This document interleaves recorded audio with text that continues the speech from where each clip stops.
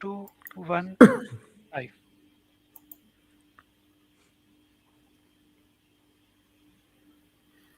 See, Bismillah Rahman Rahim. Uh, Ladies and gentlemen, today we have the Messiah Files episode 7, and we are so lucky that today respected brother Sadat Anwar has joined us. And definitely in this episode, we will have the comments and we will have some points from our brother, who I can say that among those peoples who are doing this uh, work on the Qadianiyat, Ahmadiyyat, brother Sadat has deeply and very, very informations and the knowledge about this group. So before that, I will ask brother Syed Mujtaba to start his episode as presentation. I will request to brother Sadat if he would say a few words, and then we will start our episode 7. Thank you. Over to Sadat, brother Sadat, please. Hello, assalamu alaikum, everybody. Assalamu alaikum to yourself, AK Walaikum Sheikh salam. Saab and Syed Mujtaba, and to the audience that is taking the time to view this. I'm happy to be here, and I'm very curious to see how the live streams go. I know that Brother Syed Mujtaba has put in a lot of time, a lot of effort, a lot of research into this topic. So I think it's very worthwhile for all of us to listen and to benefit, and that I hope that it will benefit everybody who is watching. Inshallah, Inshallah. inshallah, inshallah. Ji, thank you. Ji, Shasab, it's over to you, Thank sir. you. So kind. First of all, I'd also like to take this opportunity to welcome Brother Sadat on. So the people, I think it's worthwhile mentioning that Brother Sadat has debated, and the link will be in our information, so you can go and visit his debate with the group. And inshallah, we hope to receive more feedback from him. He is cordially accepted to co-host with us today and as a guest. And also, I'd like to mention that it's 7 a.m. in Canada, where Sheikh Saab and Sadat are joining from. So that's they just prayed Fajr and joined us. So that's additional ajr, inshallah, for you. So I'm Thank just you. gonna turn my mic off and start my presentation. So Bismillah ar-Rahman ar-Rahim. We have looked into the previous episode 6, where we talked about Mirza Sahab, particularly in the context of his, I would say, his desire for money. I wouldn't go as far as to say anything else, but I would say his extreme desire to have the money. We looked into that, and we have seen it with critical evidence from his own life and his own books as to how that is plausible, that he was a person who was motivated largely by money throughout what he did. And we looked into his episode of the 700 rupees pension money of his father that he had taken, and how big an amount that was, and so on. So today we are looking into Mirza and education. And once we tie all of these early building blocks, then we will move into his claims and one by one, and we will look into his motivations. And then it will all make sense. So education is very important. And one thing we have changed in 2026 is that we are also going to focus a little bit more on the deen aspect, because it will be a wasted time that we spend purely on one person and having missed the lessons we can learn and improve our deen for all of us. So there will be a little bit of that as well. So let's begin the presentation by saying how important is a surgery. 250 million people roughly go through surgeries every year, according to statistics. And let's say you have a doctor who's going to perform your surgery, and he says that God taught me surgery. And so let me say Bismillah ar-Rahman ar-Rahim and start the operation. So the question for everyone is, would you take this chance? Would you go to this individual who's been taught personally by God? I would take the exit. But we will cover this particular Example later on in the presentation. So for now, food for thought. Knowledge is everywhere around us. It's in our genes. We carry that information from our parents. Allah has programmed our genes to carry that information. And we live in knowledge economy. So I'm not going to talk much about it. It's not the context of our episode today, but you just know that everything around us works on knowledge. And as Neil Postman wrote in his book, The Disappearance of Childhood, he said that man is known by virtue of knowledge. If everyone knew what doctors knew, there'll be no doctors. So knowledge is primarily the distincting factor between all the world's individuals. So based on knowledge, we are segregated. We have learned also to store knowledge, just like we have learned to store water, store energy. We also know how to store knowledge, and primarily in the form of books, in the form of language, universities, so on. So it's very important to know these things. Now, the way a person is educated, it just does not give them knowledge. It also gives them the ability to form opinions, have a discipline, and think and act. So the way you are educated, largely, I'm not saying in every single case, but largely it becomes a sort of a decisive factor on how you are likely to behave. Now, the Islamic emphasis on learning, and specifically structured learning, and Islam is a very prudent religion. It has laid a lot of emphasis on this particular aspect. We have seen this from the ayah of the Quran, the first revealed ayah, this Iqra bismi rabbik. So the thing is, the emphasis here was on read, and reading requires an effort. I'm not going to go into this particular ayat at this moment because we have other things to cover, but it's worthwhile for you as well to do an individual research on this. And there's a hadith of Rasulullah Sallallahu Alaihi Wasallam, and Rasulullah Sallallahu Alaihi Wasallam has said, the best among you, can you imagine the word khairukum? The best among you are those who learn the Quran and teach it. So there is a requirement, a mandatory requirement to become better. We want to be better in everything. So Rasulullah Sallallahu Alaihi Wasallam, when he says a person becomes better, the best, that is the person who learns the Quran and teaches it.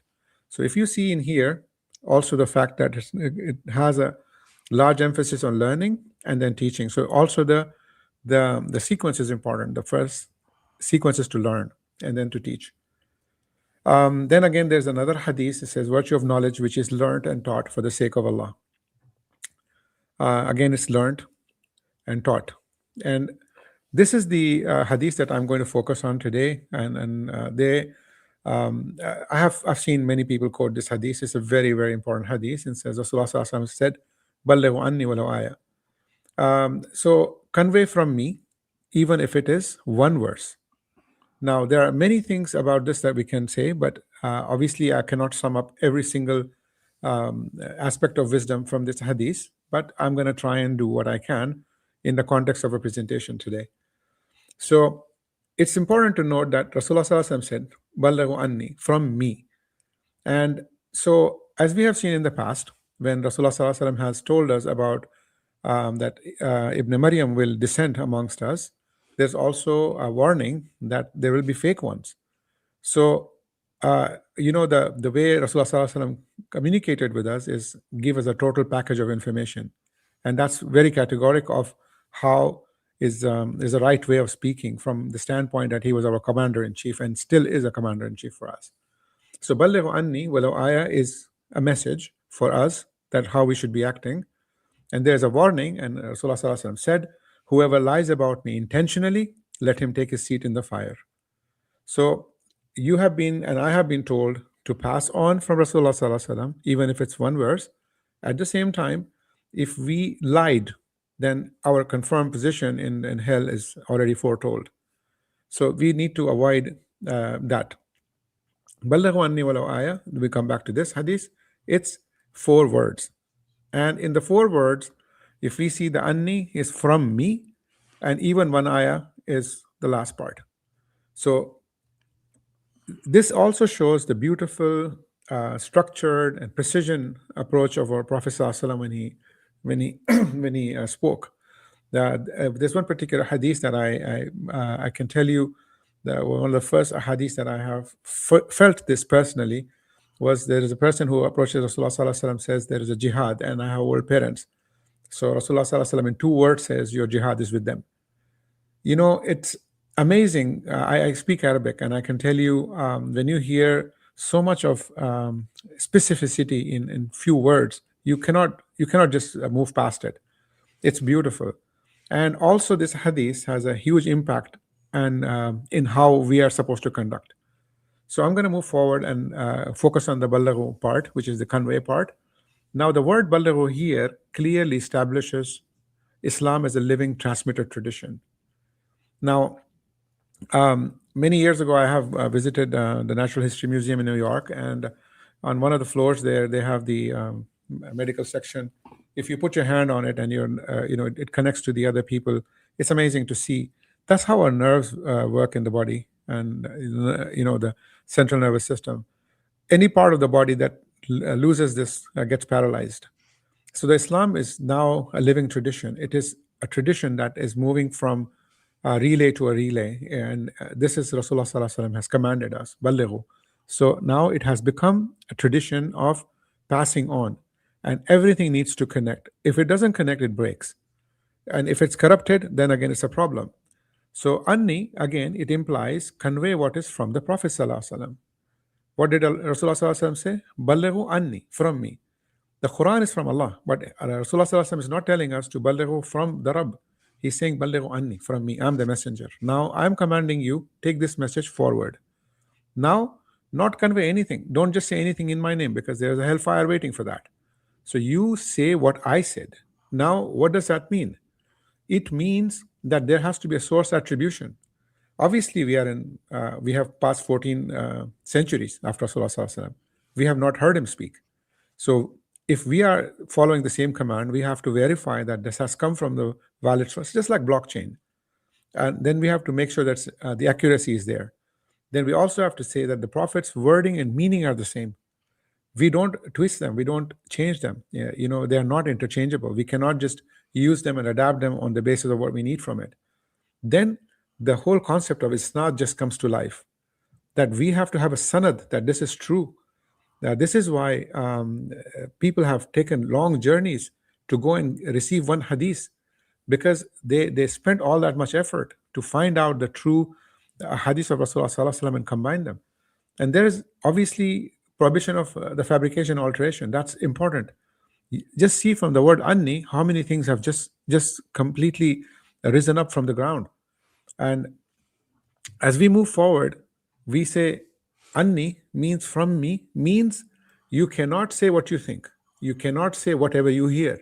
You cannot communicate any statement in my name. You have to say what Rasulullah Sallallahu Alaihi Wasallam said and what Rasulullah Sallallahu Alaihi Wasallam meant. It's a very important part. Now, when we move forward, we have to see that the source is important, the truthfulness is important, and it has to be transmitted reliably. It has to be done in a very sacred manner. Our lives depend on it, because the akhirah, obviously.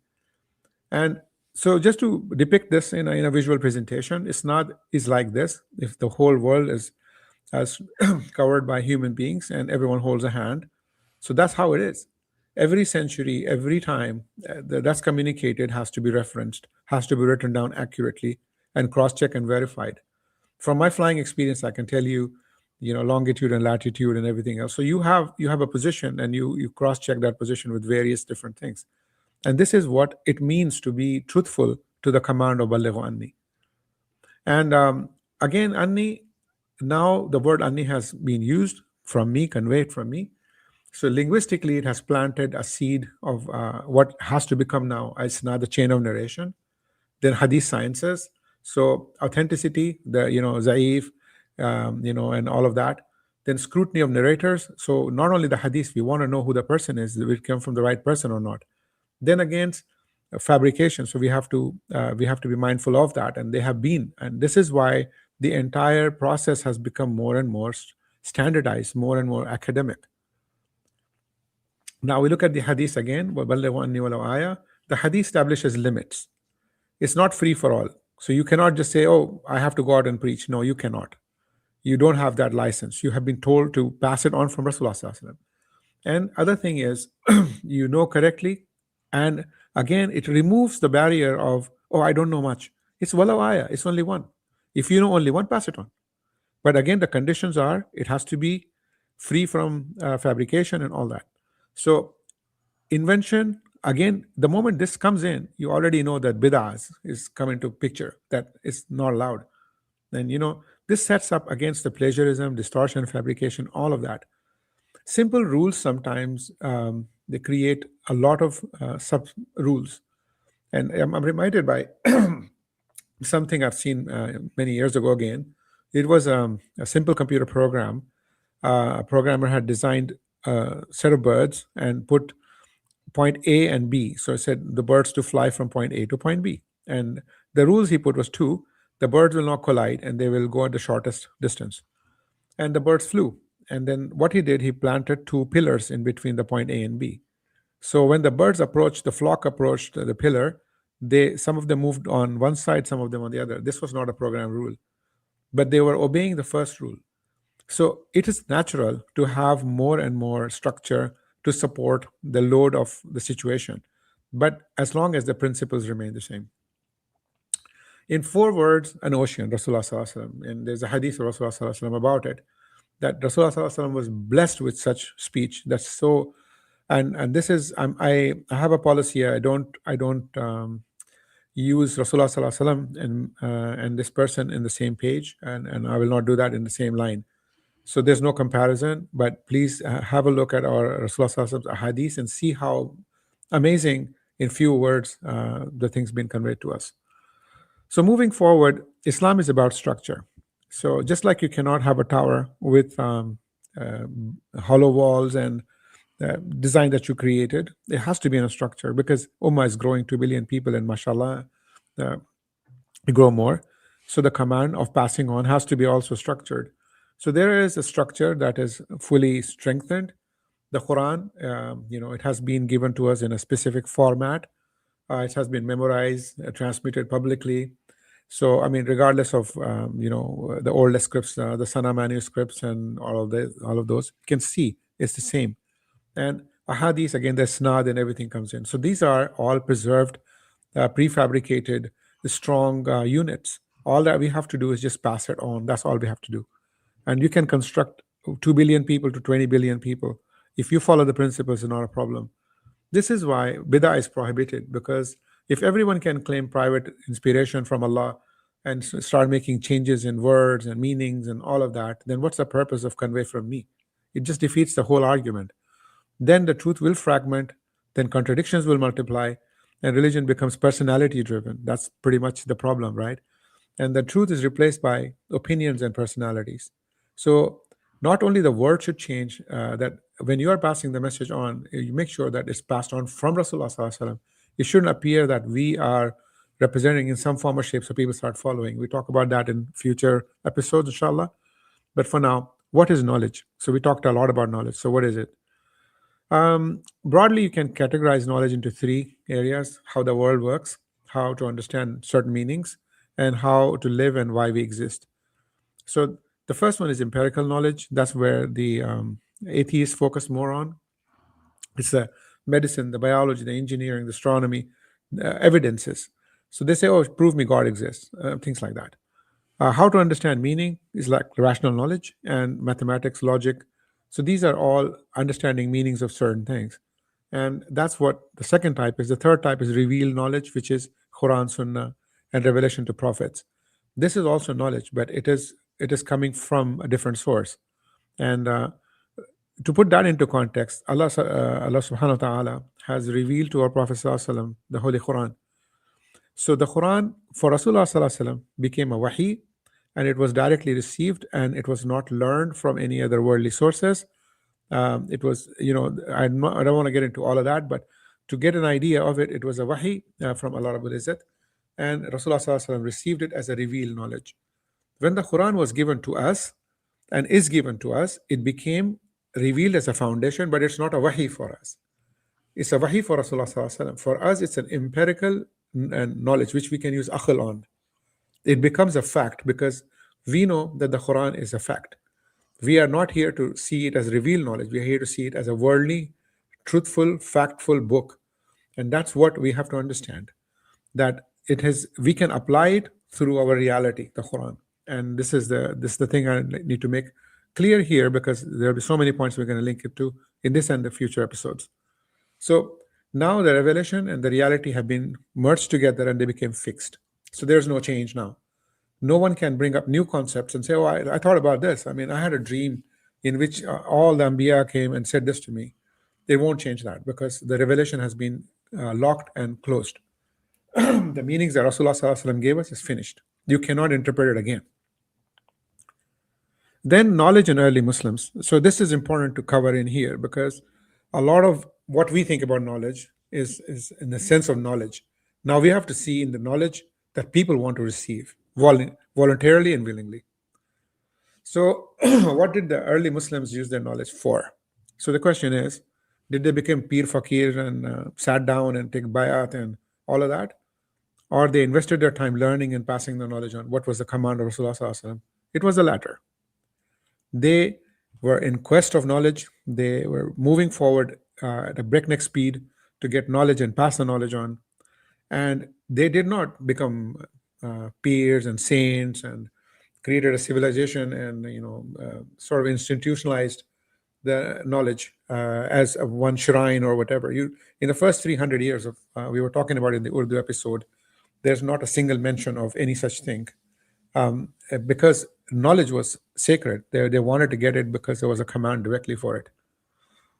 So the concepts of ilm, tafakkur, ijtihad, all of them came up during this period. To summarize it, in the first 200-300 years, there was a massive revolution of knowledge. I mean, books from Greece were brought in and translated. It was never before seen. If you see any other religion, you don't find this kind of a hunger for knowledge. Entire sultanates were funding projects to get more and more knowledge. The Darul Hikmah in Baghdad, for example, and so on. These are all examples of how important knowledge had become. It was if I don't want to use the word, but I think it can be said that the knowledge became the single most important way of reaching out to Allah and His creation. And that's what they place an emphasis on. And so there was a huge mandate, and there was a lot of money being pumped in, and all of these institutions were created. And Al-Khawarizmi, algebra, and there are so many others who are from this time. And they all came up learning not only Islamic knowledge, but science and technology and everything else, medicine. They were not focused only on one type of knowledge. You imagine a person who's learning Quran and says, I'm only going to dedicate my life to Quran. Today, our ulama, some of them, I'm not talking at all, hardly know anything about genetics and the discoveries in space and all that. Even so, Allah has mentioned about space and everything in the Quran. We have to open our eyes to the creation of Allah, to admire what Allah has created. And this is what they were doing exactly. So these are the centers of Islamic education and knowledge. So the black ones are the older ones: Istanbul, Baghdad, Basra, Cairo, and so on. And as far as Granada in Spain, which is now Cordoba. And so Bukhara, Samarkand, these are all a bit later on, but not so much. But you can see the how fast things are spreading. To put that into perspective, this is probably how it looked at the time. There's a depiction of it, that people will come, they will have halakas, they will sit and they will have discussion on knowledge. So in the 7th to 9th century, 7th being the century Islam was revealed, and to Prophet Muhammad Sallallahu Alaihi Wasallam, that the foundation and the early caliphates. So the masajid were the places where the knowledge was being imparted. And then 9th to 13th centuries is the golden age of Islam.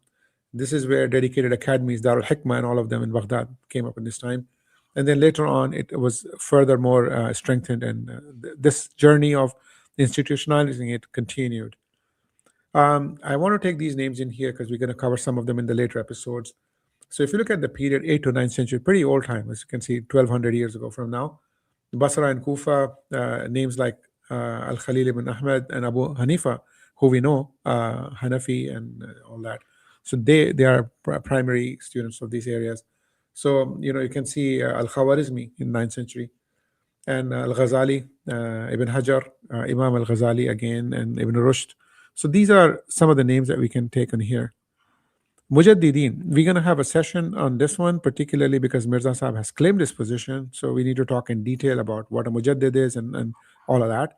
But today, not that much. It's only to know some of the Mujaddideen. And so these are the Mujaddideen from Umar Abdul Aziz to Shah Wali Dehelvi. And we look into all of that, and you can see all of them have taken an effort to study structurally. So to take Imam Shafi'i, for example, he wasn't born in Makkah or Medina. He traveled there, and Imam Shafi'i and rahimahullah. And so when we look at the journey that they used to make is like this. They would go long distances in the heat of the desert on camels. It wasn't pleasant. I mean, these are not people going out to get a citizenship or escaping persecution or going for a decent job. They went to seek knowledge. You have to remember that. And just to put that into perspective, Baghdad to Medina would have been a 1,400-kilometer journey, and it would take about 30 to 40 days on camelbacks. So you can imagine they were willing to take this hardship just for the sake of seeking knowledge. So how important must have been knowledge to them? And learning, so now we've looked into knowledge, we've seen the people who sought knowledge. Let's see what learning is very quickly. So learning is not just knowledge, it's also experience, it's also understanding. And we are constantly absorbing that in our brains, and we're learning. A child of 1 month is learning, and a person of 100 years is learning. So we're constantly learning. As I mentioned to you, we are essentially knowledge packets. We live on knowledge. And so our genes and everything else, we talked about that. The impact of structured learning. So we talked about how learning structures the brain and disciplines it. So we'll look into that now. So the types of learning, you can divide them into three. Unstructured learning, which is self, you can sit at home and learn. Then semi-structured, you attend a part here, part there, learn from a video and learn from some sittings. And then structured learning, taking a particular journey into learning. I have done a little bit of work in my flying license, and I tell people, no matter how many air crash videos you watch, you won't be able to fly a plane, because you will know all the technical words. You may even know more than a real pilot does. But the thing is, that information is useless because you only know words. The real discipline comes from hard work.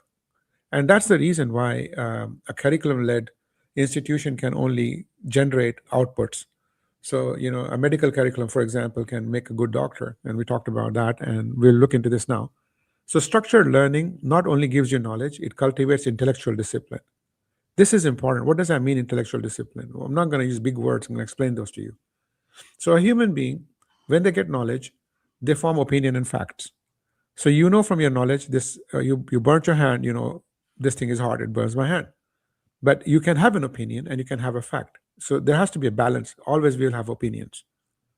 Now, a chair is a chair, and a person says a tree, somebody says it's a bench, somebody says it's a chair. The chair would not change its position just because somebody thinks it's not. The chair will remain a chair. Your opinions can be anything. And that's pretty much the opinion versus fact. Sometimes the opinions may coincide with the reality, sometimes they may not. Then again, we move forward. We see when you're gathering information. So let's imagine these slabs as being your opinions and knowledge and facts. You're gathering them, and you're building your base of your intellectual capital, if you will. When you put a load of opinions on it, it will crumble.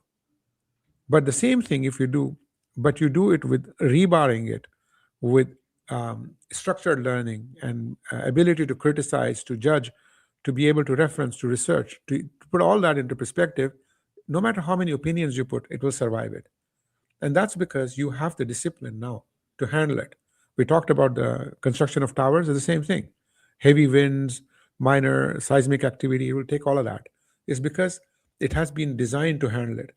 When Allah gave Al-Yawma Akmaltu Lakum Dinakum, Allah has given us all the tools till Yawm al-Qiyamah for this deen to propagate.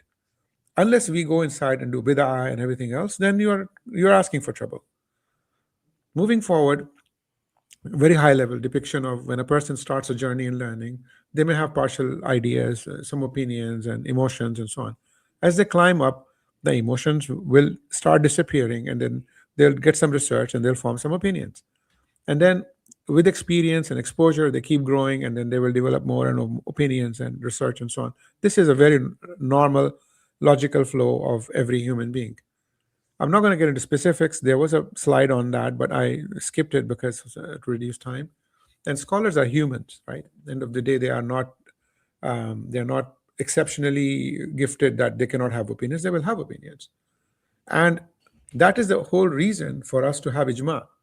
So one scholar can say certain thing that the way they feel, but we will have to go back and check, just like an autopilot in the plane, in the aircraft is cross-checking the other, so we don't make a mistake. So we go back and check what others have said, and the more vintage, the better it is, because then they have been given structures much earlier, so we can reference testimony of other scholars is much more useful for us, and that's why we look at the ijma.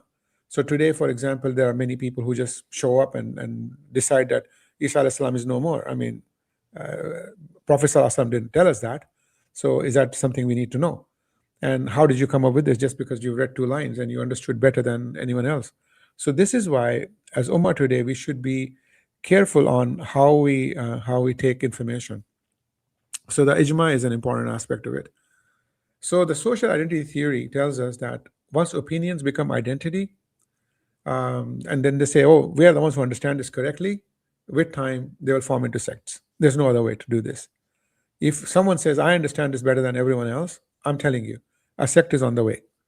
And we talked about it, revelation was fixed to us. It's reality, no more changes to it. Then human understanding grows and with debates, and it becomes refined. And then it leads to interpretation and opinions. Now, what happens if the person who has the opinion is charismatic and has a very strong opinion about something, and the structure is weak?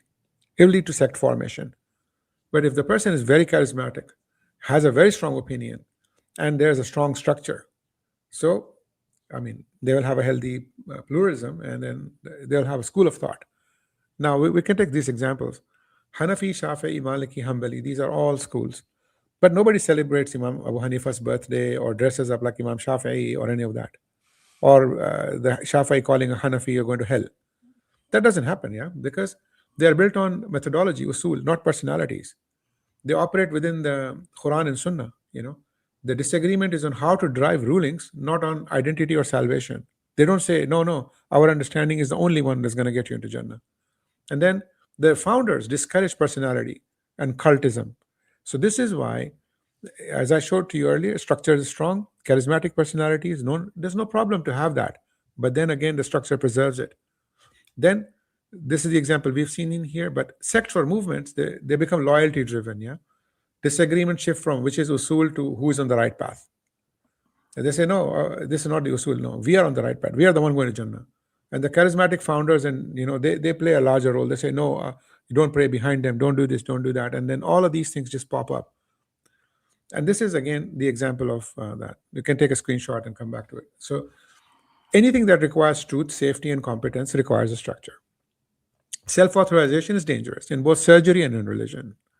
So that's why medicine requires universities, aviation requires flight schools, Islamic knowledge requires isnad, ijaza, and all of that. That's why if you want to call yourself anything in the deen, you have to go through the process. And that's because you have a mandate convey from Rasulullah Sallallahu Alaihi Wasallam. You have to be truthful to it. So I'm not going to get into all of that, but this is just a depiction of it. So if you're going to learn medicine from YouTube videos and reading something at home, and then 10 doctors will join together, they'll have different opinions. But if they go through the university, they follow the internships and everything else, the outcomes are consistent. They will become, no matter if it's a doctor from Vietnam or Cambodia, they will still operate the same terminology, they operate the same way. Largely, the structure is intact. Now, I'm not going to go into details. Please take a screenshot of this, but it's important to highlight a couple of points because we'll discuss them now. Structured learning teaches you how to separate opinion from evidence. Unstructured learning, there's that difficulty. And then how to respect previous scholarships. So you will respect Ibn Taymiyyah, for instance. So how to work within rules of verification. How to tolerate being corrected. This is all what you learn in structured learning. Whereas unstructured learning, rejection of any correction. I'm sorry, I have my own meanings. I don't care what you think. Then there's a lot of tendencies. They say, no, my way of looking at it is the right way. And again, if they are charismatic, they'll tell the followers, I'm right, and all of that. That just mixes up. So last slide on this one. So structured learning disciplines the ego really, and it trains the brain to live under the truth rather than above it. So isnad, ijaza, methodology, usul, tafsir sciences, all of those things are there to ensure that this happens. Now, again, having said that, I'm just going to make a disclaimer that not every self-learned person becomes irrational and not every learned person becomes humble. So that's that. And then if a person has lack of moral development, has unstructured learning, has a strong motivation, and an ego and grandiosity, it's a perfect storm. When all of these things combine together, it becomes a sinister output. We'll look into that now. So when we look at Mirza's education is limited to home, essentially. We'll look into this again in the upcoming slides. At the age of 10, he was taught by Fazl Ilahi. He learned Quran. So just imagine a 7-year-old child learning Quran. What's he going to learn? And he learned a bit of Farsi. And then from the age of 10 above, he learned from Fazl Ahmad Arabic grammar. And 18 years, he learned with Gul Ali Shah Arabic grammar and Greek medicine.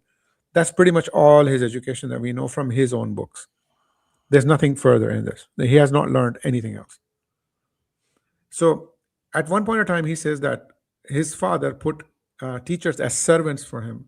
The word servant is quite unnerving. I mean, of all the things, I really don't want to pick out small points and say, oh, he said that aha moment. No. But really, you call your teacher a servant? Like, I mean, it's just, and the Urdu word is naukar. Like, I mean, it just makes no sense. But anyway, so he says that his father put some servants to teach. Anyway. Then later on, he says, I'm sorry, nobody taught me. God taught me. Okay, in your writings, a little bit up, you said that you had Gul Ali Shah and all of them disappeared. So he had this keyboard where he had delete buttons. He would just delete anybody randomly. So that happened. Moving forward, Mirza and medicine, we will talk about this very quickly. And before I talk about medicine, we'll talk about nature versus superstition, because there is an episode coming up on superstition. So if you have diabetes, you'll go to a hospital because you want to boost your energy. You want to see a herbalist, maybe. But if you have a extraordinary illness, having dreams and all that, you may go to a Peer Saab and then ask for some spiritual guidance and everything else. In subcontinent, the percentage varies. People can even go for diabetes to a priest. That's crazy, but they do. And why did this start? And how did it become more and more? These are all doctors, by the way. I mean, mostly when we see doctors, we see the far left guy, the allopathic medicine guy. I say, oh, that's the doctor. But there's a Chinese medicine, Greek medicine, Ayurveda, and all of that. So they all have their own linear programs by which you become a doctor. And we're going to focus today on Greek Unani medicine. And that's somewhere in here. And it's pretty old. So you can take a screenshot. I'm just going to skip because of time. And so I mentioned to you about illnesses in the past. It was like, and still is in Africa and many places, people feel that it's because of witchcraft or I'm not discounting here. I mean, in the last episode we got a lot of heat for skipping on the part of evil eye. I never said anything about evil eye. I did mention that largely we believe this, but evil spirits and all of that. You have to think logically about this. So illness was largely a supernatural event in the past, and so Greek society was hugely, they have a lot of myths there. Age of Titans, gods coming down to earth, marrying, half human, half this, Perseus, and everything else. I had those slides and removed them. But they made the switch to become rational. And they said, well, disease is natural. So the cure must also be natural. It cannot be that God is angry, person falls sick. Although that might happen, but there are other ways of describing the sickness, right? And so Hippocrates, and he played a role in that, and he asked that tough questions. And then Aristotle and Plato, they said the body has no use in the afterlife, so they started dissecting it, because until that point they said no, the body is going to be reused. And then all of these people, I've just mentioned them here. Please research them; they're very, very interesting. They used to take the people who were sick into a temple, and they'll sleep there and get better. They'll have a dream about what the cure was. Many people in the past who were sick were because of malnutrition and sanitation issues. So when they went to the temple, which was cleaner and had good access to water and everything, they healed. And that's why Greek medicine relied mostly on these things. It wasn't invasive. So the point is, how did Greek medicine end up in India? So this is a chart. Take a picture of it. So it traveled. So I mean, people say, okay, Unani medicine, Greek medicine, it came to India all the way. Like, in how did that happen? So I also got curious and I researched this and I found some links. So I'm just covering this in here with the map. So it traveled quite a bit and reached India. So obviously, India at that time also had Ayurveda, which was a competing, similar concept of this. Yet, interestingly, Greek medicine took hold as well. Now we can look into that as to why I had a slide, but I removed it. But if you like, you can put it in a comment. I'll send you the details for that. So Tib Unani, as it's called, it became like this. People came. And for the men, they would hold their palms and the wrist, I believe, and then taking the pulse and asking a few questions, they will make some herbal medicine and then ask them to come back and report. In some cases, they will ask for body fluids to be examined and so on. So that's pretty much the Tib Unani. So how does a person become a Hakim? They're also called Hakim. Hakim Luqman is not a Greek medicine practitioner. Hakim also in Islam is in Arabic is wisdom, but this is Hakim technically means a doctor, a Unani doctor. So knowledge ilm, the book of they'll sit down and read books.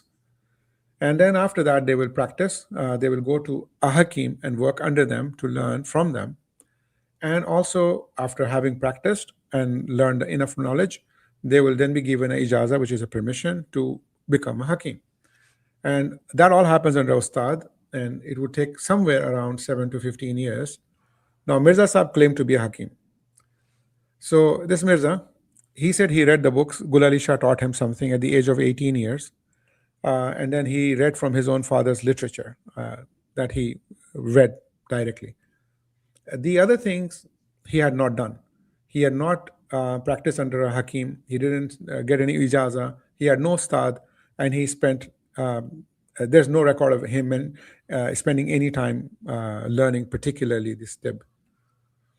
The time of Mirza, there were a lot of people who are known for their work. I'm going to talk about Hakim Ajmal Khan, who was born in 1868.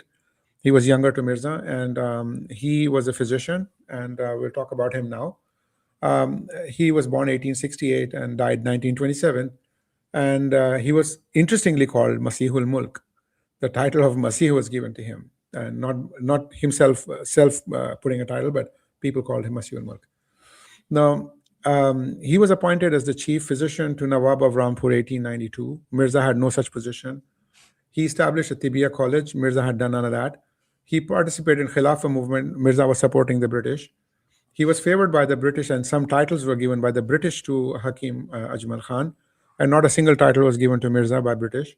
And Hakim Ajmal Khan also came from a family of doctors. Mirza says his father had books. I'm not really sure. There's no such literature on that.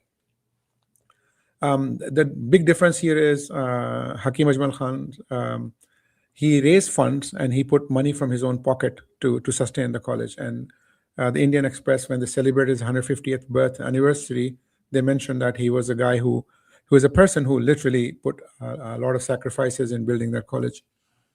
Now, Mirza Sahib, on the other hand, had come up with concoctions and said God gave him the recipe of the medicine. Now, I'm not using this is not a picture of Mirza. This is just an illustration, because a lot of feedback we received from our episodes were that we need to put a lot of pictures. So I try to do what I can. So here you go. This is a picture of divine recipes coming down to make medicines. And so he came up with a medicine called Tiryak Ilahi. Tiryak Ilahi.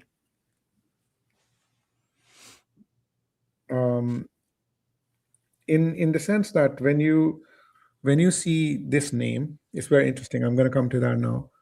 The authorities had asked Mirza to stop selling the medicine. There's a long list of it. Please go visit Ahmadiyya Fact Check blog. They have a lot of information with screenshots there. I don't want to repeat them here, so I'm just going to give you the reference. His medicine was proven to be ineffective, completely ineffective. It had no effect in it. In fact, his own Hakim Nuruddin said that Mirza kept throwing fistfuls of herbs into the medicine, and he said it lost effectiveness.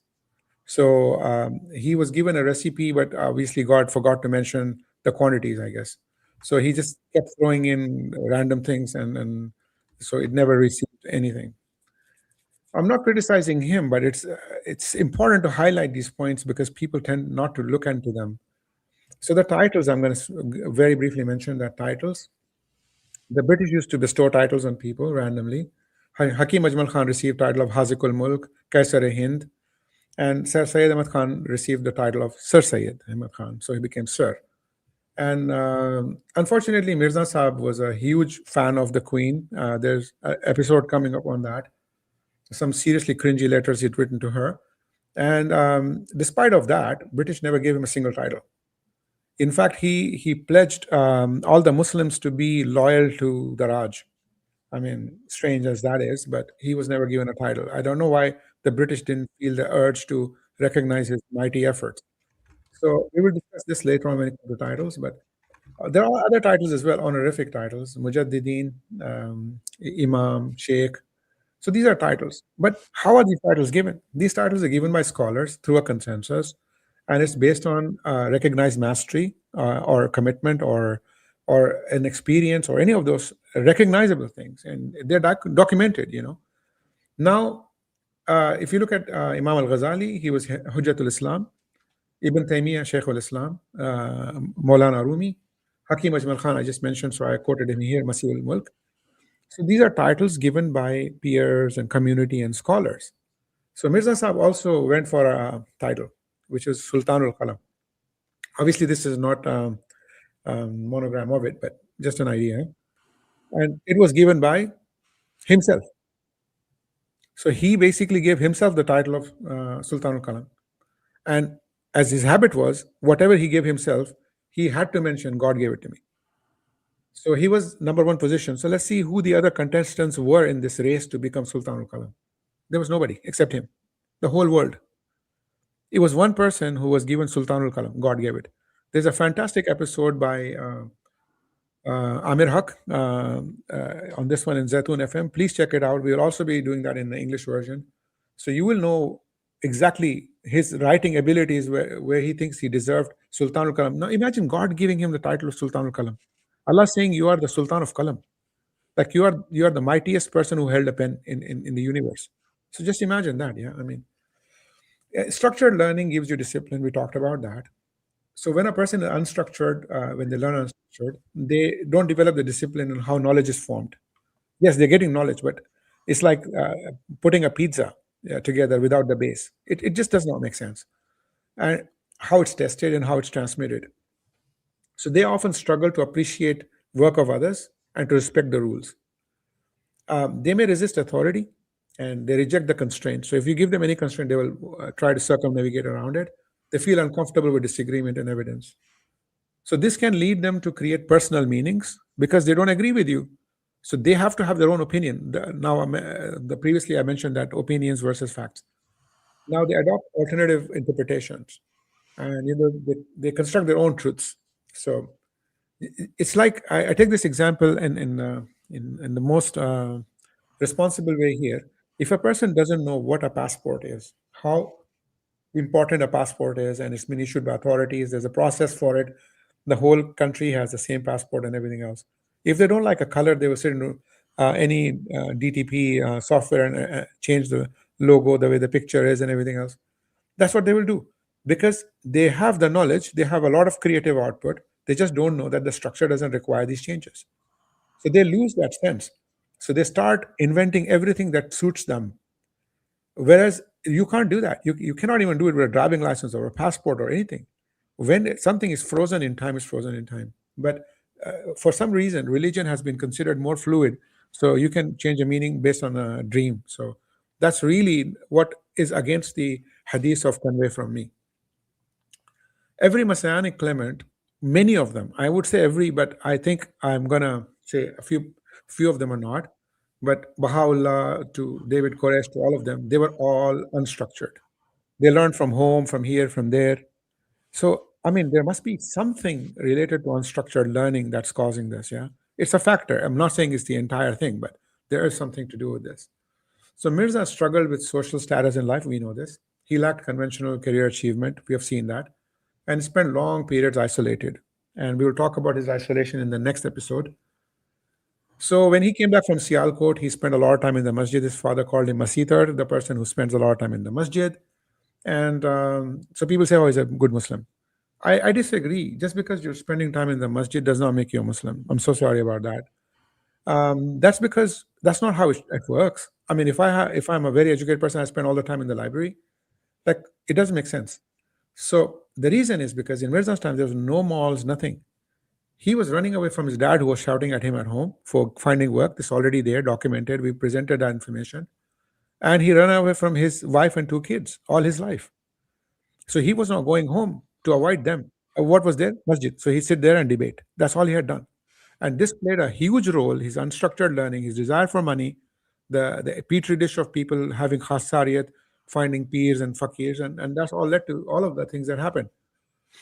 So let's say Mirza wanted to pursue knowledge. If he was sincere about getting knowledge, which you have seen Imam Shafi'i had done, Imam Ghazali had done, they went by camel, by all of that. So he could have gone to where? He could have gone to Lahore. He was in Sialkot, very close. Delhi. He was in Gurdaspur. He could have gone to Hyderabad, which was also very well known. Makkah, Medina, and Cairo. Any of these places were fine. If he was that good in seeking knowledge, he would have done that. But he didn't do any of that. So let's look at his history. At the age of 10, he studied at home. At the age of 10, from Fazal Ahmad, studied at home. 18 years, studied at home. Basic English at home. And then started writing books. Where is his education? None. There is not a single year.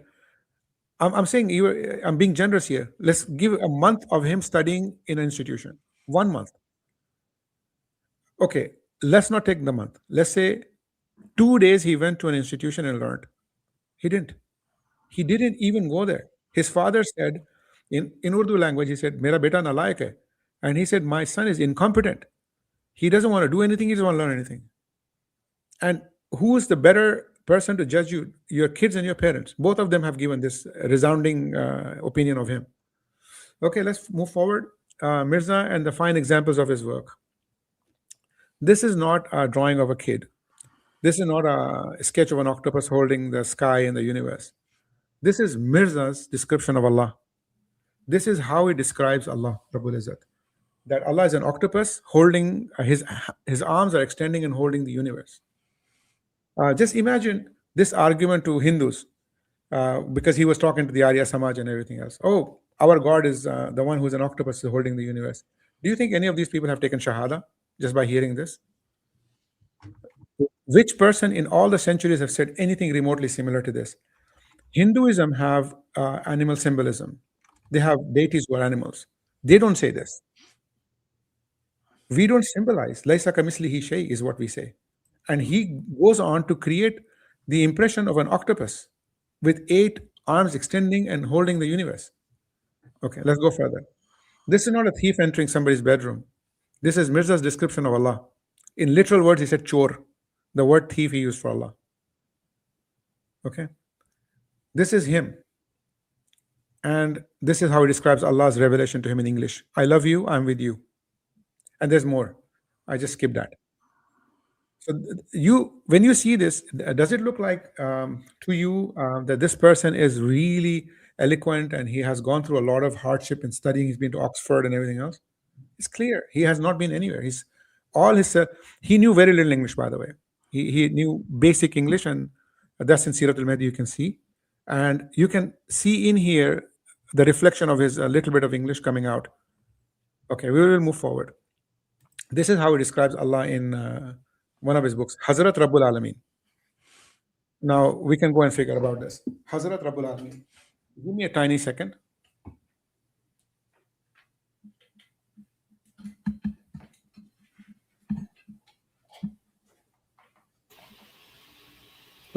Brother Sadat, so far it's okay, or you have anything to say? I apologize. I just needed to drink a little bit of water. Yeah, it's excellent. It's excellent. I guess a couple of points maybe that I was thinking about is that all of the examples that have been given for how we would not go to a physician or a doctor or a surgeon who has not undergone the proper, rigid, structured learning.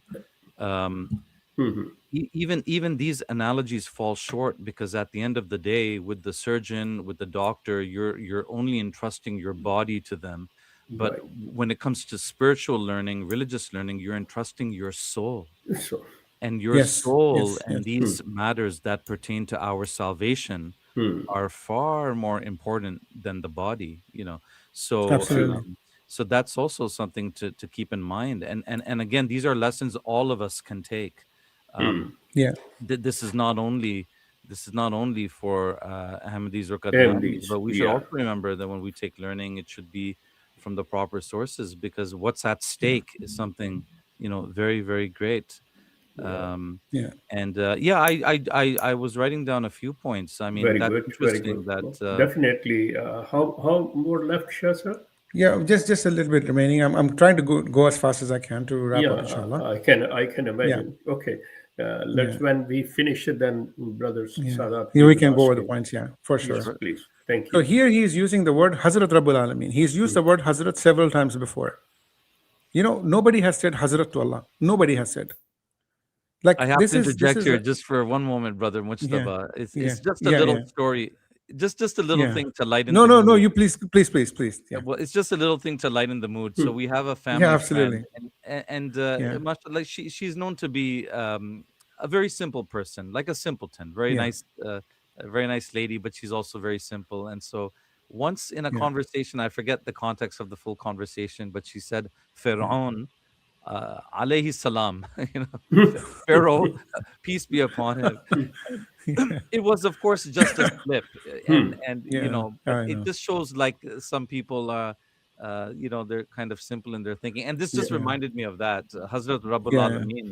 This is something Well, I we mean, I look have I forward have to another listening. story. Yeah, I have another story. It was basically someone has said to me, "Google Rahimahullah." So, Yeah, Sheikh Google, but rahimahullah. Yeah. this is from his book. This is from his book. I mean, this is not what he said. The book must have surely been written, scripted, edited, and everything else. I mean, what I'm trying to allude to here is And, when, not his and use. many his learned friends like Noordin and the others, Mali Abdul Karim Sialkoti, they have seen this word, Yeah, but even they didn't mention. I mean, come on. Well, even it shows it Muhammad Ali absolutely, Lahori, Sheikh Saab. even. Yes, Yeah. Sada. No, the reason is because I'm trying to show you here his lack of knowledge is showing in everything. The thing is, he was not a person he claimed to be. And I will show you more. I mean, this Hazrat Rabbul Alameen is a really big eye opener for me. And so just see here, when he talks a lot about Allah who created the earth. And then this is his strategy is something we'll discuss later. But what is Rabbul Alameen? Yeah. So to understand Rabbul Alameen, we need to at least try and make an attempt to understand the alam, not alameen even. So I'm going to use this as an example here. The Voyager spacecraft had taken an image of our Earth from a distance in 1990, and it was called the pale blue dot. And I'm just going to point it to here. This is our Earth taken a distance, an image from a little bit far away. What do you think this is our alam looks like? So can you imagine, we don't even know anything about our oceans. So how do we know anything about this, the alam Allah has created? So how can you know Allah when you can't even know your alams around? We just go in our sujood and say subhanak. That's all we can do, because his majesty is beyond our comprehension, and it will always be that way, because you cannot make tasawwur of Allah. And by calling Allah an octopus, I'm trying to show you this individual was qualified from no end. He was zero qualifications from any side. So this is Barahin, the greatest book in the defense of Islam, never written. Many people put money into this project. We'll be talking about it. And the book never seen the light of day. And Sheikh Saab has given a $10,000 challenge on it, Canadian dollars, I might add. And he's asked for one evidence only, and there is a coma of anyone to bring that evidence to the surface till today. Now, plagiarism, I'm just going to give one example of it here. Inna anzalnahu fi laylatul qadr. This is Quran, everybody knows, every child knows.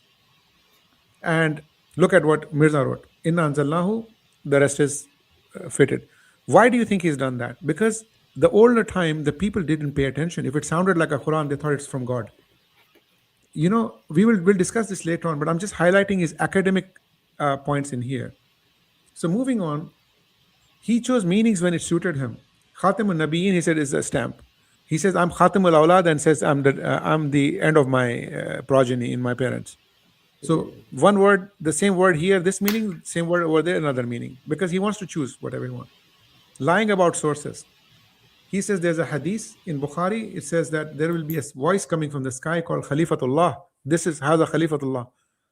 And you go and search Bukhari as much as you want. You can even go to Bukhara and search. You will not find it because it doesn't exist. In some cases, he says it's in a book, but he doesn't mention the book. He says somebody said it, but there's no mention of who said it. So he will be so ambiguous about the sources. It's unbelievable.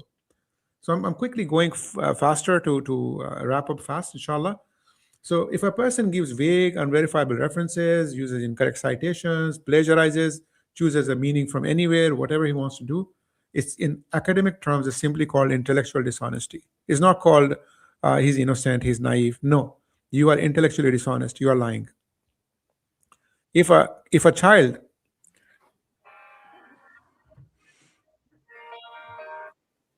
I think if had he had Chat GPT back then, maybe he would have used that. well, I'm coming to that actually. It's very interesting that you mentioned. If a child has submitted an essay like that today, will fail.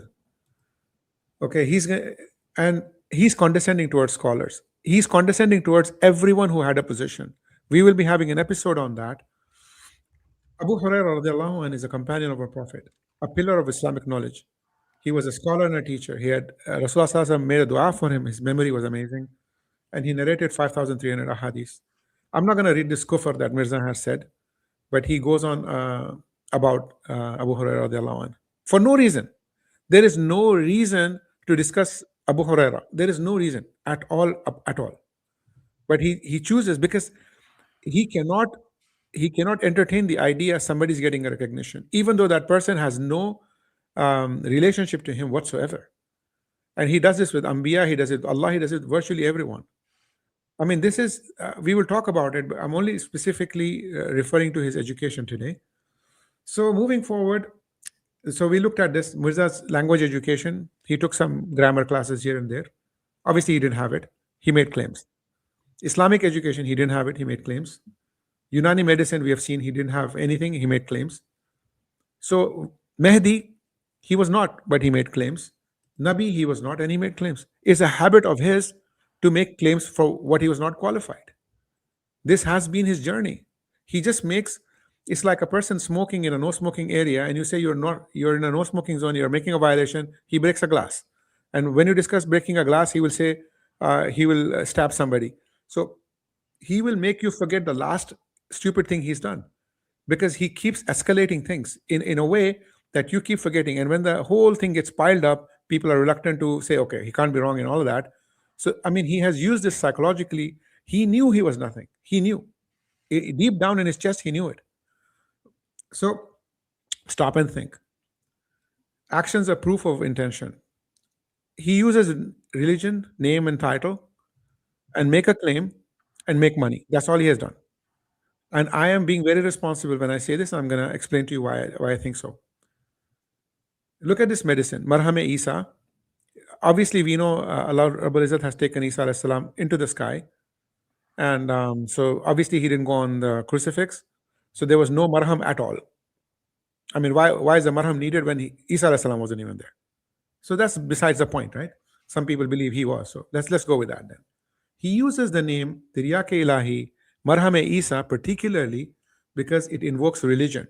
Because people are more inclined to believe a brand that has, coming from a peer, has a name of religion on it. Okay. He will make a claim. It cures this, it cures that, and all that. So he produces a medicine which is technically fake. Authorities have called out on it, said, stop this medicine sale. Don't do it. Go check Ahmadiyya fact check blog. All the information is right there. And to what? To make money. Okay. Just remember these 3 steps. Use religion, make claim, and make money. Now let's change the product. Let's bring Barahin in there. Same 3 steps. Use religion, defense of Islam, make a claim. I have 300 proofs. It's going to destroy out of the water all other religions and everything else. People have paid money. Authorities have called it out. Public. Sheikh Saab has put a 10,000 bounty on it. Nobody can bring one proof. He never wrote it. And what? To make money. And now salvation. He's doing the same exact thing in here. We are the Jamaat. You have to follow me. Wasiyat, Chanda, and everything else. The Quran has called it out. There's no such thing. The Hadiths have called it out. There's no such thing. The public till today, scholars have called it out. There's no such thing. And they continue to make money from it. I'm going to just quickly go back and forth to show you the 3 steps being stagnant and everything else around it changing. So this is Marham Isa. The product changes. The 3 steps stay. The 3 steps stay. The product changes. It's the same 3 steps. That's all he has done. Make a religious claim. So let's extend this and see what happens here. He's written books. I don't know who's written them. We'll talk about that. Names of the books: Fatehul Islam, Victory of Islam, Siraj-e-Munir, Chashme Ma'rifat, Shahadatul Quran. When people are listening to these titles, they're thinking, my goodness, there must be something totally amazing in it. Shahadatul Quran. Quran is giving testimony. Can you imagine? Quran is testifying. Subhanallah. And when you look at the book inside, it's all about him self-praising. There is not a single page of any book in which you will find purely the defense of Islam. It will be him. I have gone through the pain of, with Mirza Akram Saab, gone through the pain of reading the book. I'm telling you, it gives you headaches. It's So you're him saying and that the titles are clickbait. absolute clickbaits. We're gonna cover Barahin Ahmadiyya. You will be there, brother, and you will see it. What else is it? What else is it?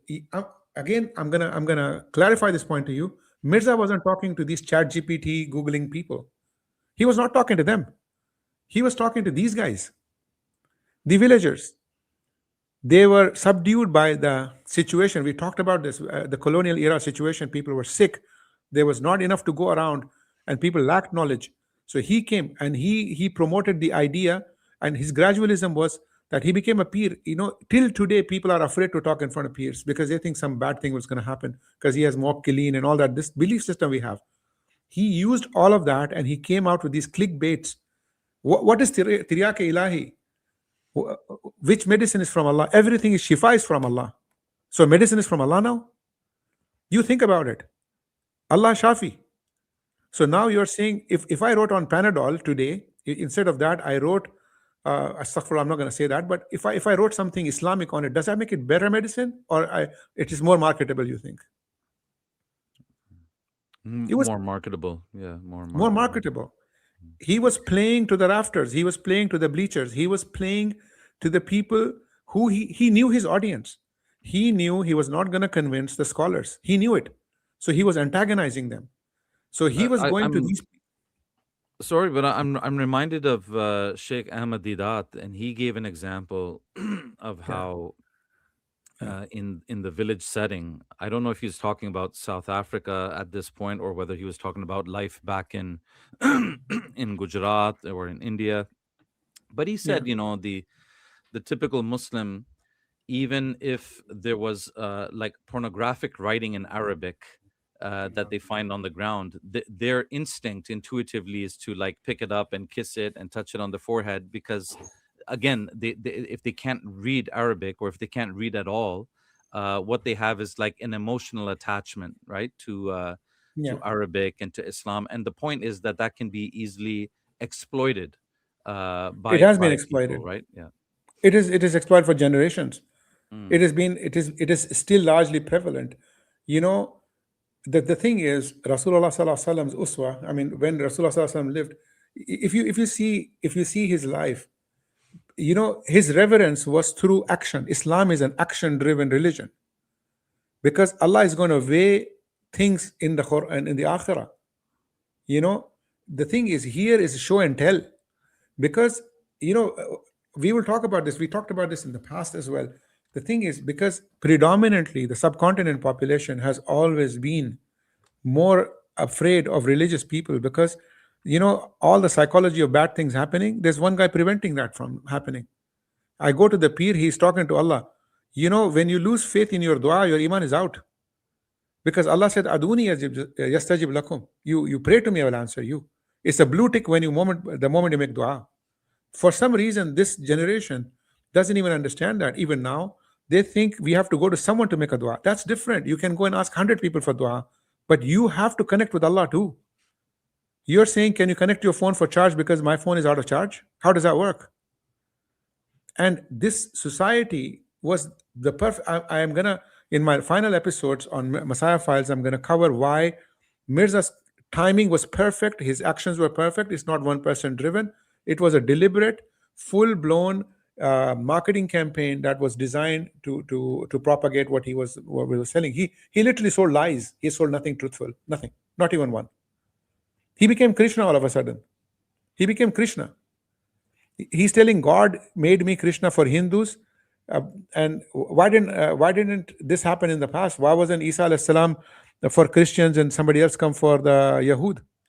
He's saying God made me this and made me this, and he knew what he was talking about. He was supported, and we see this. These poor people were going to him, and he said to people that your ranks are going to be the same as the ranks of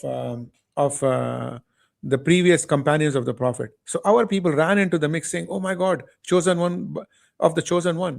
This is a great opportunity, an ordinary person becoming a Sahabi. Let's do this. He was selling it. This was a marketing ploy. So his notable habits were breaking the tradition, going against established works, changing the meanings when he wanted to, introducing new stories and concepts, zilli, bruzi, avatar, whatever, falsely quoting sources. We've seen this. And he kept stealing. He stole names. His name is not Ahmad. His name is Ghulam Ahmad. He stole titles. I'm a Nabi, I'm a Mehdi, I'm this. He stole ideas. He stole the idea from Sir Syed Ahmad from here, from there.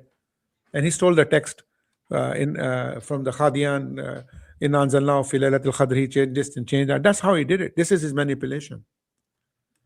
How we can explain this biologically, because we always refer to this.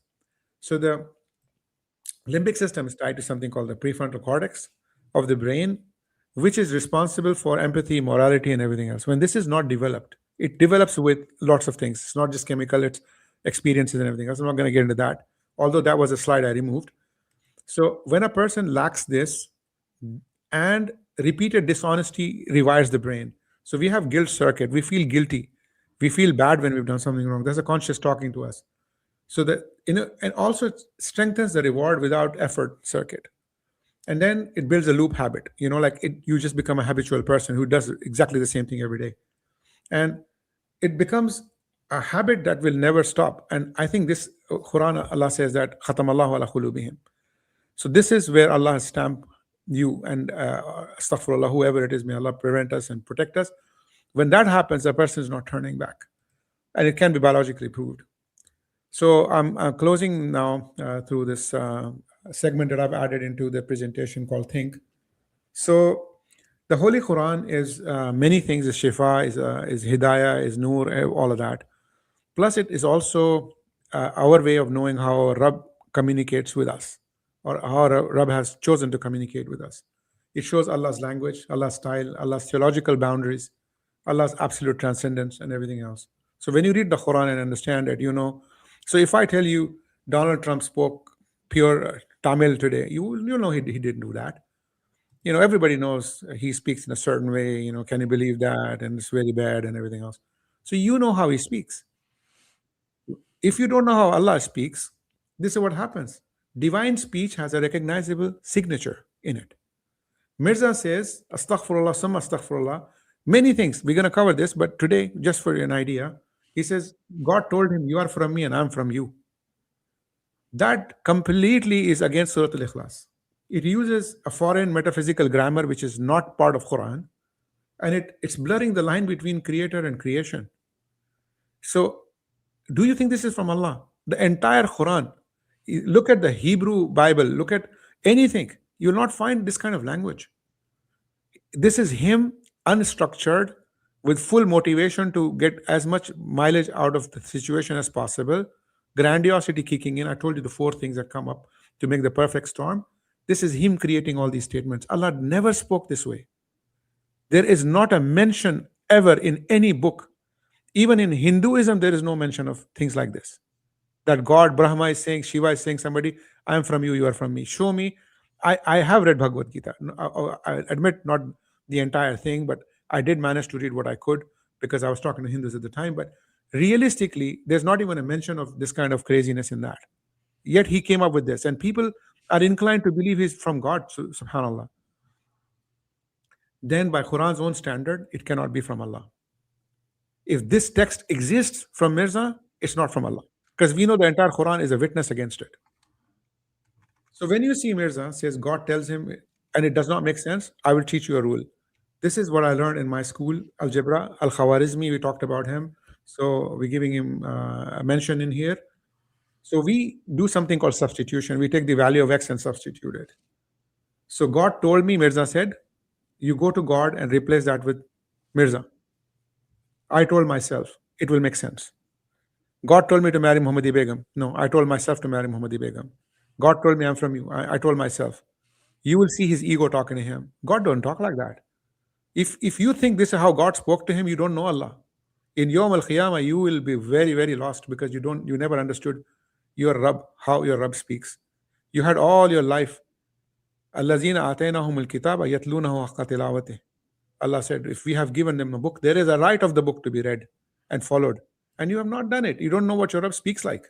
So anybody walks up to you and say, God told me this, and you believe it. How do you believe that? This is the last slide. And the Spanish and the Portuguese, when they went colonizing, they took the Bibles and they went to land with, obviously they had guns and ammunition as well. This is a very verbatim, I'm quoting it here. They said they came with the Bible and the sword. We had the land. They had the Bible. They taught us to close our eyes and pray. When we opened them, they had the land and we had the Bible. When you go into these people, you have your life, you have your children, you have your Rabb and everything else. They give you the Bible in hand and they take all that from you. You are making a waqf of your children, which Allah has given you. Allah has given you this dunya to live. You're giving it to them. And you're paying your money to them, thinking you're getting akhirah. You're not. You're getting more closer to hellfire. May Allah prevent all of that. The next episode, inshallah, is going to be a post-mortem of Brahim Ahmadiyya done by our own Surgeon General Sheikh Saab and Assistant Surgeon General Mirza Muhammad Akram Saab. We will be dissecting this book and we will be taking its liver, its kidney, everything out. We will be leaving nothing out there so that people can come and lie to you that this book is the greatest book in defense of Islam. After that, we're going to return back to Mirza and we talk about psychology, status, and ego. With that, I end my presentation, thanking all of your attention and time. I especially like to thank two honorable members today, Sheikh Saab and Anwar Sadat, and leaving it to them to take the closing remarks. Jazakumullah khair. Thank you, Shasab. Thank you so much. I appreciate it. And really, it was marvelous. And I invite two brothers, Sadat, that I would love his comments on that one. If he have any issue to ask, if any point to elaborate on that one, he's most welcome, and we all will learn from him. Yes, over to Brother Sadat. Well, I had jotted down a couple of random points. Brother Mujtaba was mentioning, and that was a very good point that he made, that Mirza Ghulam Ahmad Saab did not even travel to Lahore or Hyderabad for learning purposes, studying Islam on a deeper level, and of course he didn't go to Mecca and Medina. So that's just something that stuck in my mind. That I mean, so many Muslims from India over the centuries have made that journey to Mecca, have made that journey to Medina. From Even his companion yeah. Nurdin. Hmm. Nurdin went to Mecca, Saudi, and he learned hadith from there as Right. per his book. I mean, so the thing is, as Brother Mujtaba mentioned, and you are quoting this one, he never bothered to have the knowledge and looking any institution where he could go and he would enhance his knowledge and he will learn more. No such thing. Everything was coming early in the morning when he gets up. Oh, Allah revealed me this one. I had ilham. Everything is fabricated. Yes. Right. Yeah. And that just to confirm with the both of you, is it also correct that he did not go to Mecca or Medina Never, any not at purpose, like all. for Umrah or Hajj? He had not done No that. way. Yeah, No way. yeah, yeah. He didn't cross, you can say, he didn't cross the Punjab even. Right. He never went out of Punjab. Yes. Makkah Medina is too far. Yeah, brother Mujtaba, the quality of the slide presentation is very impressive. Yes. I really, Thank you I very really much. genuinely, I'm very impressed at the effort that you put into the slide presentation. It's very engaging, and Jazakallah khair. obviously, use of AI has been used, but in a very good way to make very relevant slides, and it's very engaging. Yeah. Jazakallah Thank khair. you very much. This presentation was at one point of time 200 slides, and I nearly had a heart attack thinking how we're going to do this. We compressed it down, and we got a lot of feedback from people to increase the font size. We got feedback to add more images. So I'm trying to tell people, as you said, that not to leave one peer to go into the another peer. We want them to have the moral compass of the deen aligned, so that they never leave their deen ever again.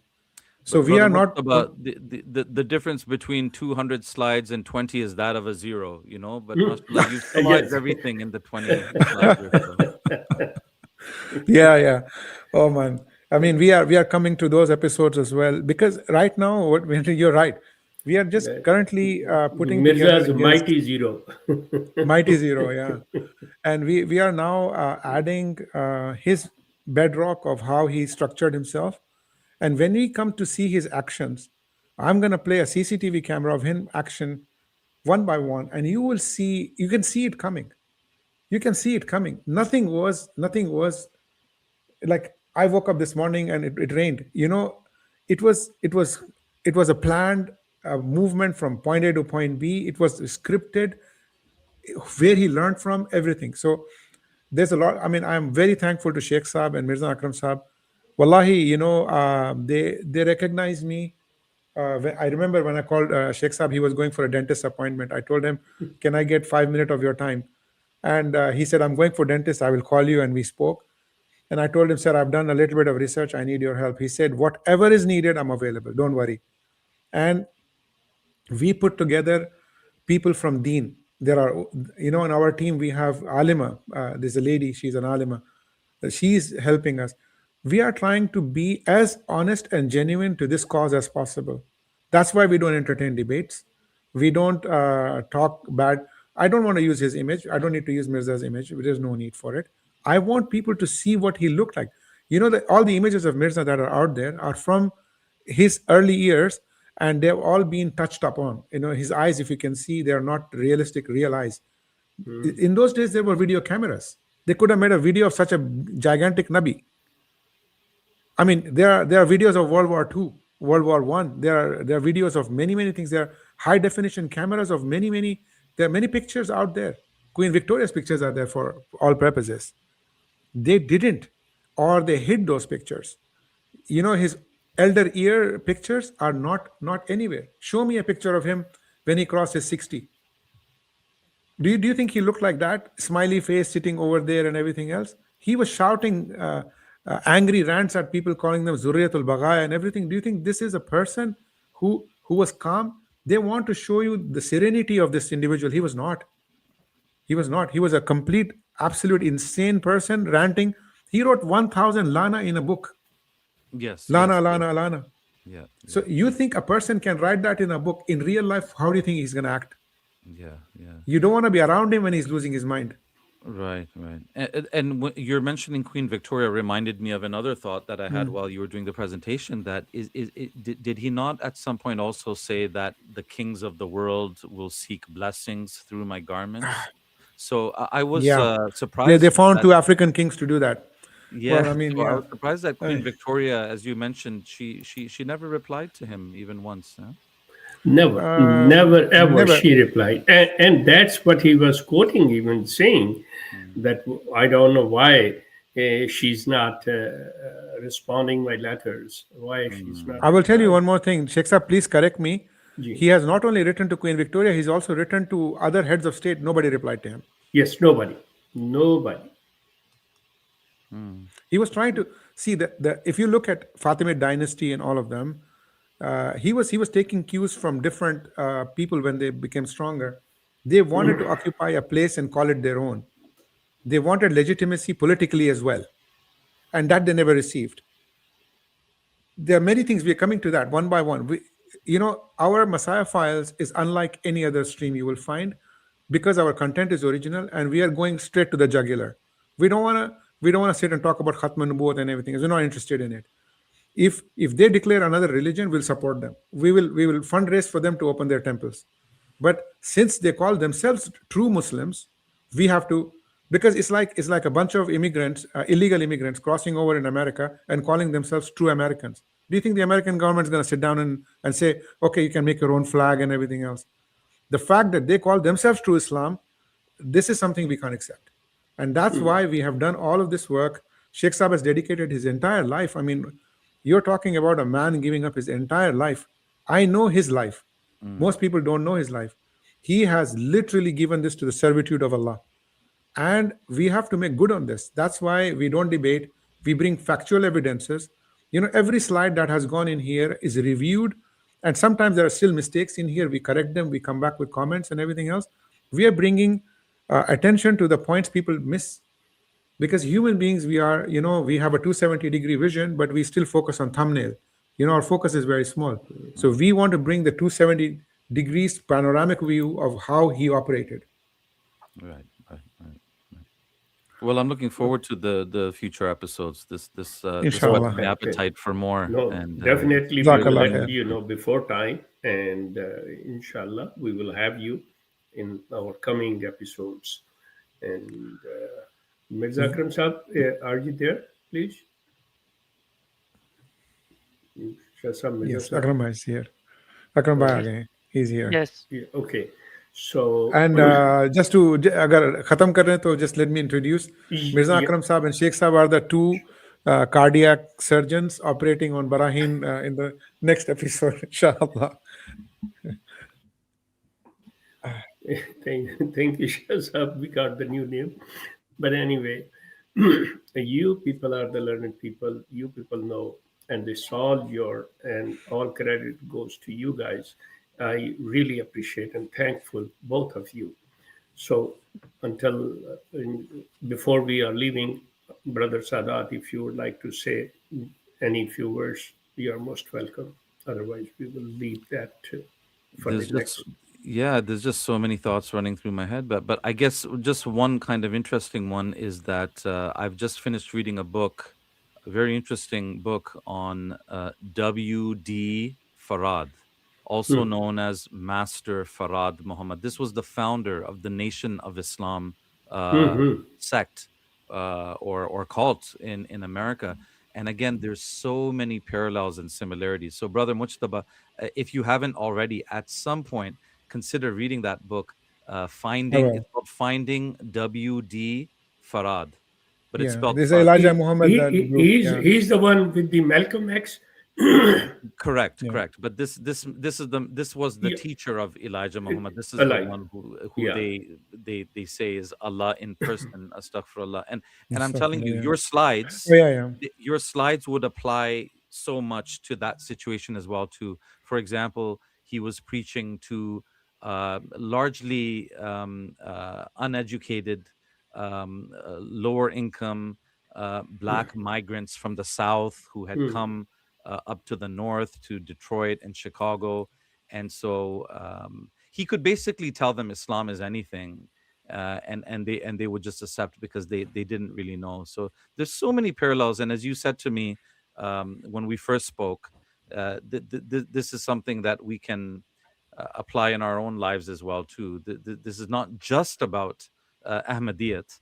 This is about the general trends that always apply in these kind of cult-like scenarios and so forth. I'd like to add one point, if you allow me, Sheikh Saab and Anwar, Ji, very please. quickly, Brother Sadat, is that, I've lived in Canada, you are there. And one of the things is that the cold weather is nasty because everything around you is trying to take your body heat out of you. Whatever you touch, the air, the water, the metals, everything. This dunya is designed to take your iman out of you just like that. Everything you touch takes your iman out of you. You have to wear heavy clothing to protect your iman in your chest. And these people prey on people who don't wear good clothing. When they go out, that's easy for them to pray. We have covered other messianic people like David Koresh and Shoko Asahara. They are they are replica of each other. They are replica of each other. Everything that they do, they will ask for money, inheritance. God speaks to me. The revelation is mine. I've been chosen. The words are, you could replace one name over another and the script is the same. So it's something phenomenal to see. And I'm speaking to one brother from the Ahmadiyya group, and he speaks to me virtually every session I do. He messages me and everything. In fact, he's calling me now, and we speak. And then he told me, "What do you think Mirza was going through?" I told him, I'll give you my analysis, but it has to be between you and me, and don't ask me to prove it." He said, "Okay."